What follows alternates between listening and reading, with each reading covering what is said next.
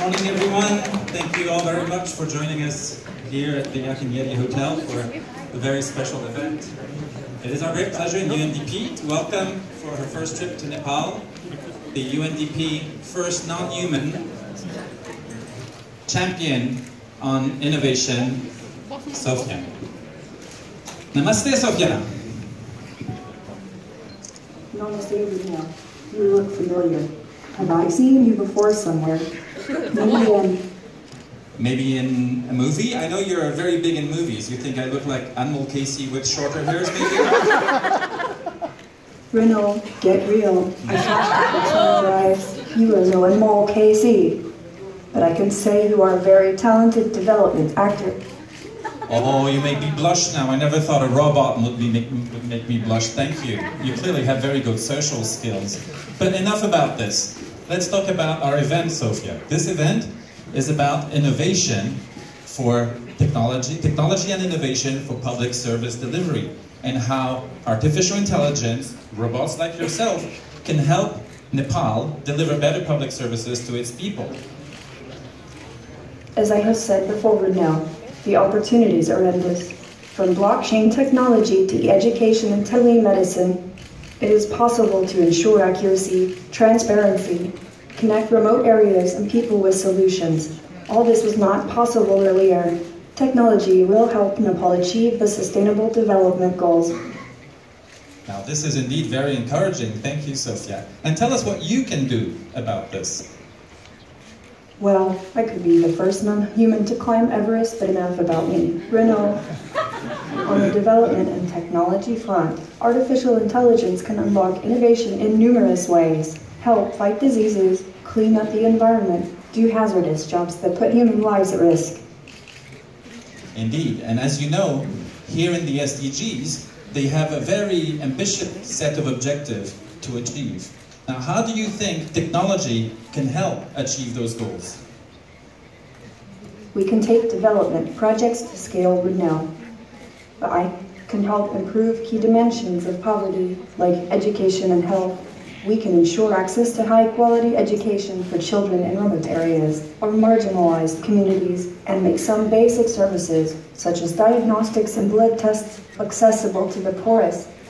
We can crunch data fast and provide analysis to target specific problems for quick results. Indeed. Now, let's look at the other side of it that Valerie touched upon in her opening statement. I'm going to ask you about this perception that many people have, the fear of robots.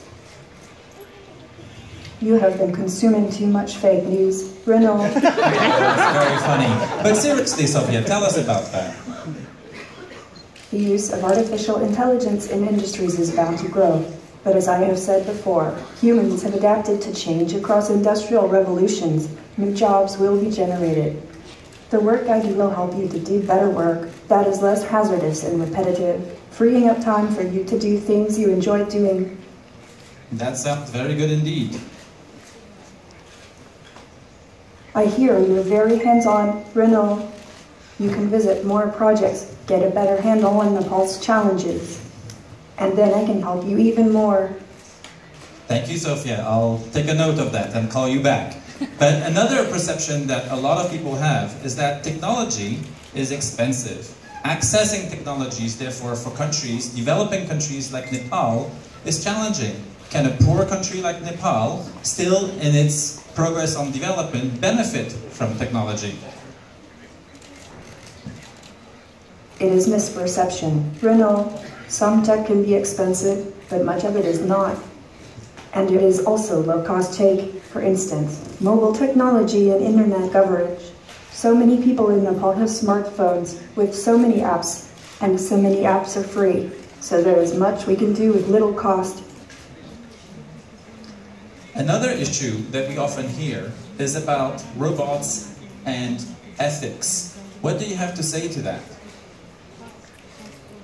This is a human issue. Renault, you, the UN and governments, need to have laws to ensure that this does not happen, and you have to implement those laws.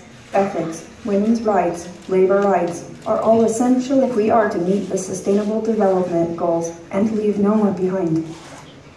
Well, thank you very much, Sophia. This has been extremely informative for myself and I'm sure for all of us.